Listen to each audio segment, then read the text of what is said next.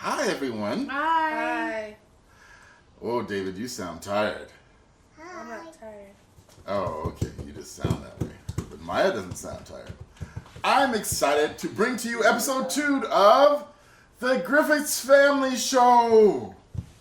And tonight, we want to talk to you about something exciting that we learned about this past weekend.